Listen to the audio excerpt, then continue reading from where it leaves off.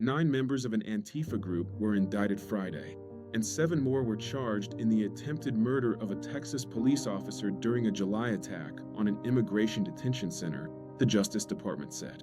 Charged in the 12-count incident were suspected North Texas Antifa cell members Cameron Arnold, Zachary Evetts, Benjamin Song, Savanna Batten, Bradford Morris, Maricela Rueda, Elizabeth Soto, Ines Soto, and Daniel Rolando Sanchez-Estrada.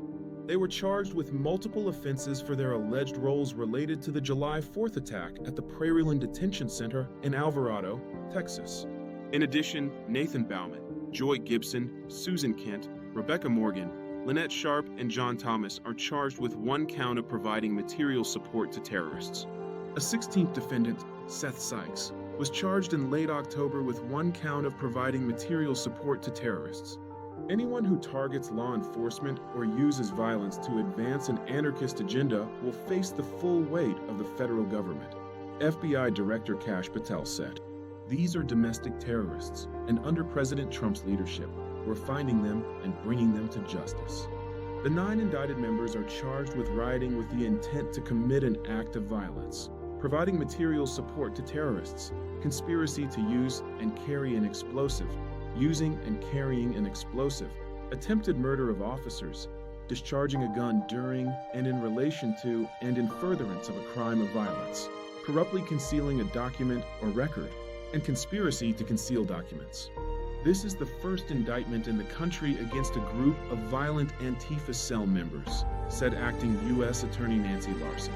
The defendants were alleged members of a North Texas Antifa cell, part of a larger militant enterprise made up of networks of individuals and small groups that call for the overthrow of the U.S. government and law enforcement. Antifa is a terrorist organization, and today's guilty pleas for violent assaults against law enforcement mark a turning point in how the Department of Justice is approaching Antifa cases, U.S. Attorney General Pam Bondi told Fox News Digital.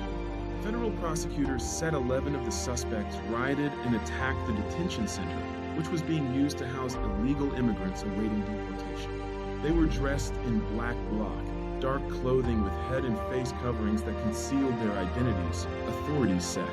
Once at the facility, they began allegedly shooting off and throwing fireworks at the building and vandalizing vehicles and a guard shack on the federal property.